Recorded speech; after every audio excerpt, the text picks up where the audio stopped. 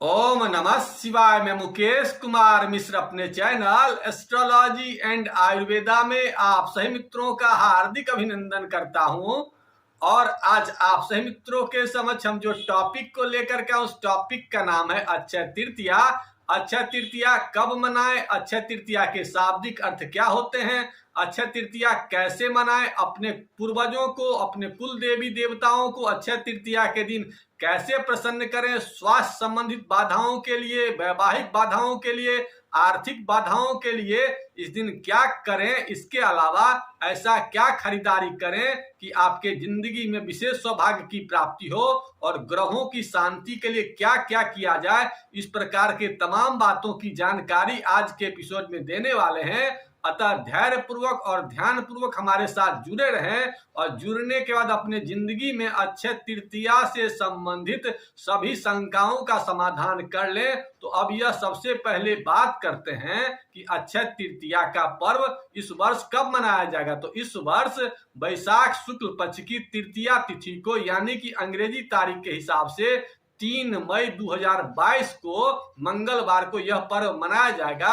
अब यह बात करते हैं कि यह पर्व 3 मई को ही क्यों मनाया जाता है, वैशाख शुक्ल पक्ष को ही क्यों मनाया जाता है। इसके पीछे ज्योतिषीय कारण है कि जब आपके सूर्य ग्रह उच्च राशि में हो और चंद्रमा ग्रह उच्च राशि में हो तो इस पर्व का आयोजन किया जाता है। अब यह चर्चा करते हैं कि अक्षय शब्द के शाब्दिक अर्थ क्या होते हैं। वैसा चीज जिसका कभी क्षय नहीं हो, अक्षय जिसका कभी नाश नहीं होता है, उसी शब्द को अक्षय बोलते हैं। तो इस दिन जो कुछ कार्य विशेष किए जाते हैं धार्मिक दृष्टिकोण से, उसका कभी क्षय नहीं होता है, इसलिए इस दिन का विशेष महत्व होता है। अब यह बात करते हैं कि इस दिन पौराणिक रूप से किन किन चीजों से विशेष संबंध है। तो भगवान परशुराम से संबंधित है, ग्रीव से संबंधित, गंगा जी से संबंधित, बद्रीनाथ से संबंधित, बांके बिहारी से संबंधित इस दिन का विशेष महत्व है। अब यह चर्चा करते हैं कि सामान्य जन को अपने ग्रहों की शांति के लिए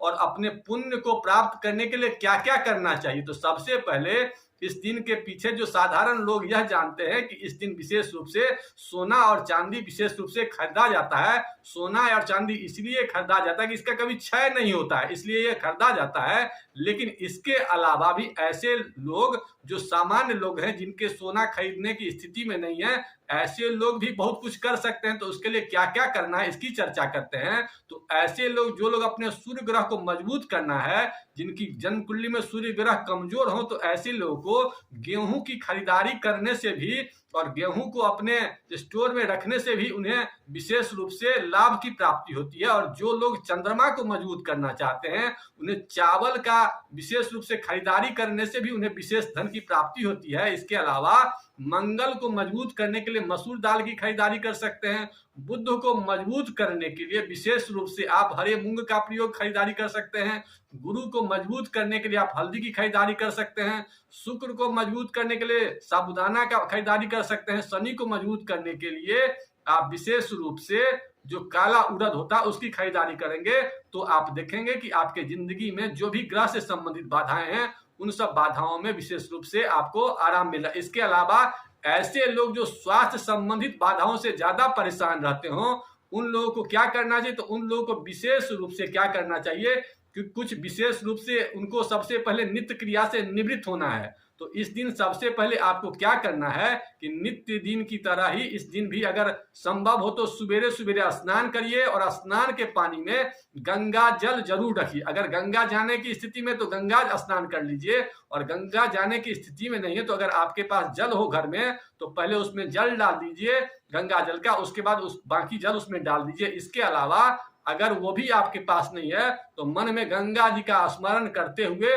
उस पानी से स्नान कर लीजिए और गंगा जी का नाम ले लीजिए, तो भी आपको उसी पुण्य की प्राप्ति होगी। इसके बाद आप क्या करें कि आपके मन में जो भी संकल्प हो, जो भी इच्छा हो, उसे अपने नाम और गोत्र के साथ उसे पढ़ लीजिए पूरब दिशा की ओर मुख करके, और उसके बाद अपनी जो भी इच्छा मनोकामना उस हिसाब से आप अपने दिनचर्या को सम्मिलित कर लीजिए। अब उसमें स्वास्थ्य से संबंधित अगर आपकी विशेष परेशानी हो तो आप करिए क्या, गिलोय की लकड़ी को बाजार से खरीद करके ले आइए, और गिलोय की लकड़ी से अगर हवन करने की स्थिति में है तो घी में डुबा करके और घर में हवन करिए।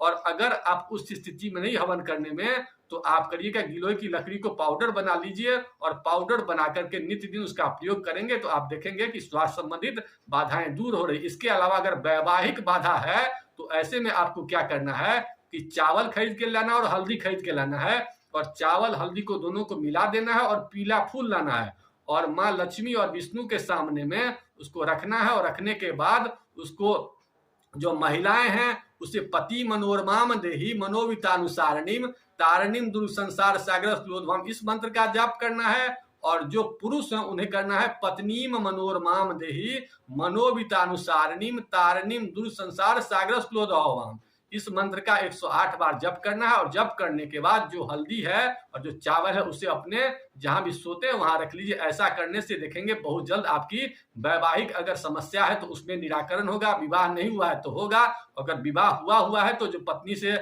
अनबन है या जो भी कुछ परेशानी है उन सब समस्याओं का समापन होगा। इसके अलावा जो लोग आर्थिक रूप से विपन्न हैं उन्हें एक विशेष उपाय बता देते हैं। उन्हें करना क्या है कि मखाना बाजार से खरीद के लाना है, 27 या 54 या 108 जो भी आपके पास उपलब्धता हो उसका एक माला बना लीजिए और माला बना करके माँ लक्ष्मी और विष्णु के चरणों में उसको समर्पित कीजिए। और समर्पित करने के बाद ओम श्रीम नमः स्वाहा का 108 बार जप कीजिए। अगर आपके पास माला हो तो माला से स्फटिक की माला हो तो सबसे अच्छा है, स्फटिक नहीं हो कमलगट्टा हो तो भी अच्छा, अगर वो भी नहीं है तो हाथ से ही आप 108 की संख्या गिन लीजिए। और गिनने के बाद उसको मंत्र को समाप्त करने के बाद जो भी आप माला बनाए हैं उस माला को आप जहां भी धन रखते हैं वहां पर उसको रख दीजिए। ऐसा आप करेंगे तो आप देखेंगे बहुत जल्द आपकी जो भी समस्याएं हैं उन सब समस्याओं का समापन हो जाएगा, आर्थिक रूप से आप संपन्न हो जाएंगे।